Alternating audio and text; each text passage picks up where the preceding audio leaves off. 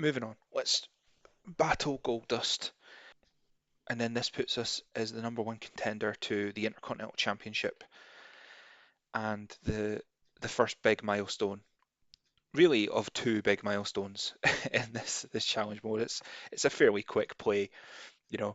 I think if I just played this without stopping, I could complete it in about an hour and a half. Really,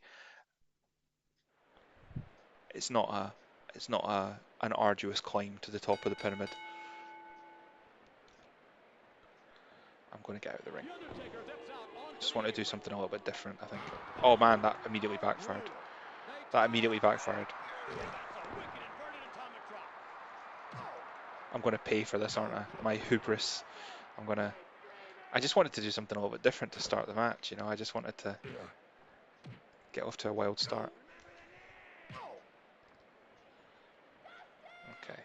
A little bit of a brawl on the outside to start the match. That was fun.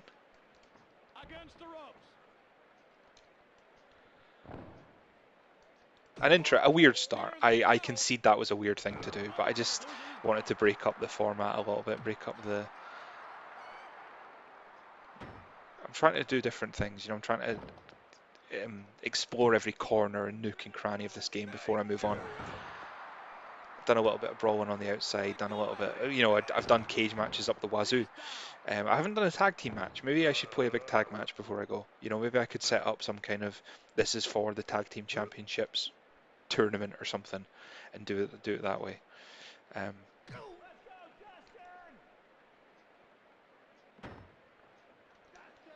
Because there's a couple, you know, like you could put Undertaker and Kane as a team. Obviously, they're very much linked. You've got Bret Hart and Owen Hart. You've got Owen Hart and the Bulldog. You know, there's like a Hart Foundation contingent. You've got Farouk and The Rock from the Nation of Domination. You've got Stone Cold Steve Austin held the tag team titles with The Undertaker. He held them with Shawn Michaels, and he held them with Dude Love, who is in the game too. So there's a few tag team combinations in here.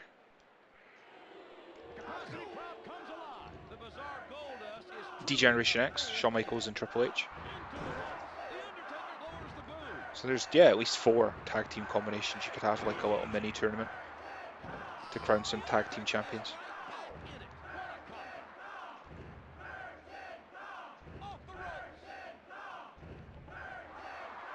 I can't tell what the crowd are chanting for Goldust. I went quiet there because I'm trying to figure out what they're chanting. I think they're chanting Curtain Call, which is the name of his finishing move. I don't think, is that a thing in real life? Maybe people chanting RKO for Randy Orton, but I can't think of any other time where fans have chanted someone's finishing move.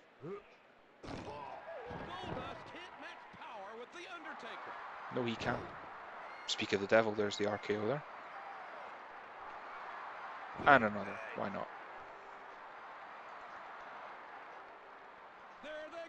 I've commented on this before as well, you know, that the way the moves work, you press different combinations of directions and a face button, and when you get one to work, it's hard not to just keep doing the same one over and over again, basically, because it worked.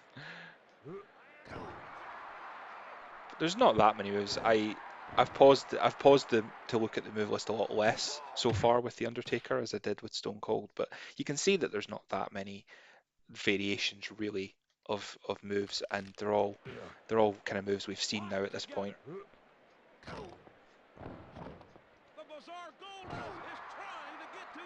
That's why I've been going to the top rope a lot more as the Undertaker, just trying to find new and inventive ways to hit my opponent with. Okay, so that was another counter. That was me going for a Northern Light suplex, and he countered that into a DDT. I like the counters. Basically, anytime, it's probably patronizing of me, but every time this game does something even slightly advanced, I want to pat it on the back and comment on how I was like, oh wow, look at this little game doing a thing. Whereas, you know, the reality is it was a major video game released by a multi-million-dollar company, so I can't be that patronizing.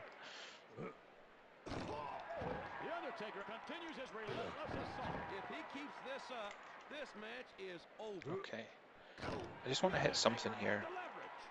I've tried 3 or 4 different move combinations in a row there, and he countered each and every one of them, which is very frustrating. even though I don't sound that frustrated. I'm trying to stay zen about it.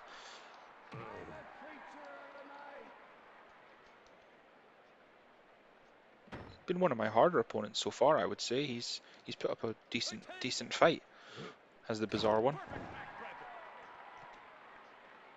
Let's put an end to that. I feel like I'm almost certainly going to get another grudge match after this one. I feel like there's definitely another grudge match, probably another cage match, right? Who have I already beaten? Maybe Triple H? Oh, missed the drop kick. Crowd don't seem bothered, they're still chanting my name.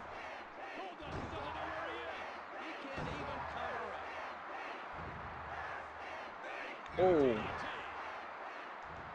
this is heated.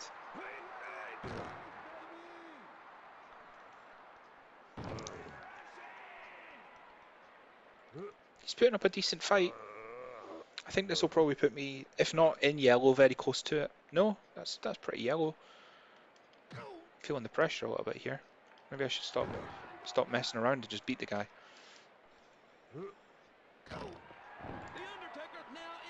I'm not really messing around. Oh wow, that was nice.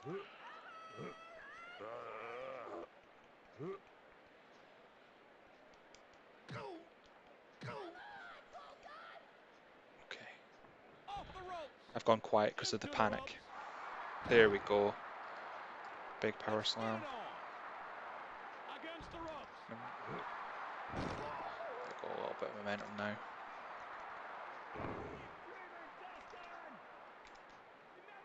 Stop blocking. There we go, okay. Okay. I'm just trying to do like big damage now. There we go, okay. Ooh. Man, that was a challenge. That was the trickiest one so far, I would say. That's probably the closest someone's got to getting my health, you know, down into trouble and not a total blowout. It's kind of easy to say that, guys, but I think he got closer than I wanted him to. Are you ready? The Heartbreak Kid is man enough to admit when he gets beat. Don't get too cocky, big man, because it just might come back to bite you in the, Oh, I forgot. This is a family game.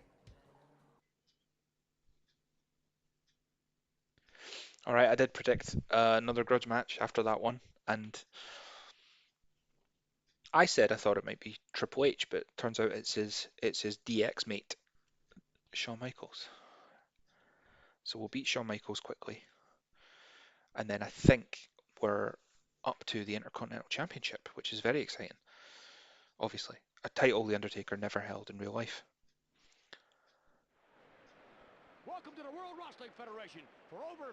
A cage again is disappointing, I have to say. Maybe they're all going to be cage matches this playthrough.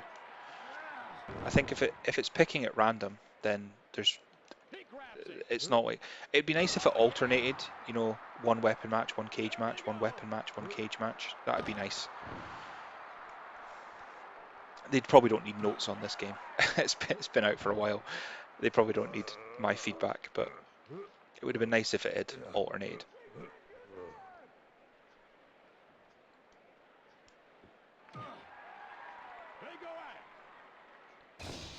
Shawn Michaels doesn't know where he is. They lock horns. The Undertaker takes the tumble. They tie up.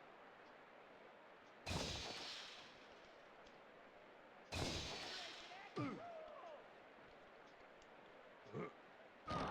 Undertaker is on a rampage.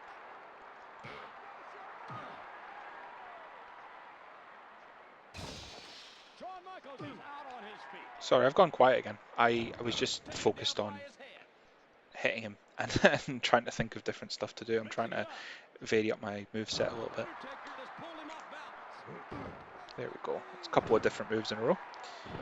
And then we'll have a look at the move list in a second and see if there's anything I've not used yet. Okay, so I've done the chokeslam lots. I've hit him with a couple of neck breakers. That side belly to belly isn't super exciting.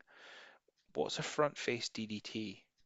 Oh, actually, I talked about this in the Mankind match, the different animations for the DDT. Sometimes he lands on his head and stays face down, and then sometimes he flips up and over. You can see I've got front face DDT and I've got DDT, so it looks like they are different moves, and they do different things. So that's interesting, or it is to me at least.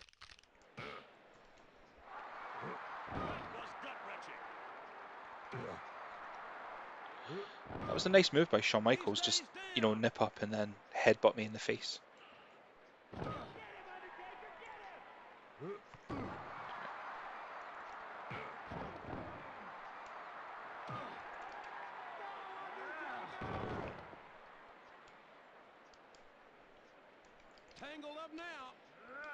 My favourite Shawn Michaels matches, his SummerSlam 2002 match with Triple H is fantastic.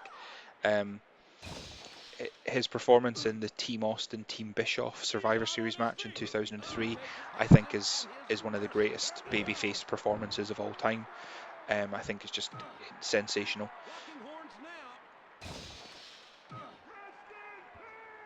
He had a lot of very good matches with Triple H. As much as I don't like Triple H, he had some very good matches with the game. And his two WrestleMania matches with The Undertaker, of course, were sensationally good. His retirement match with Ric Flair, considering Flair's physical condition at the time, was pretty special.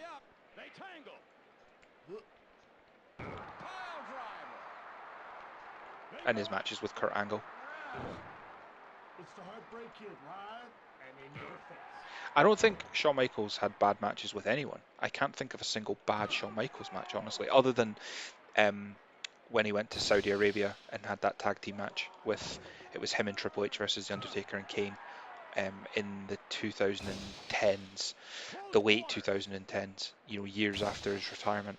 He had this shameless cash grab match in Saudi Arabia with three of his mates, and that's appallingly bad. But even then, as bad as that match is, it's not really Shawn Michaels' fault that it's bad. That was more down to The Undertaker, Kane, and Triple H all struggling. Shawn Michaels was probably the best thing in that match.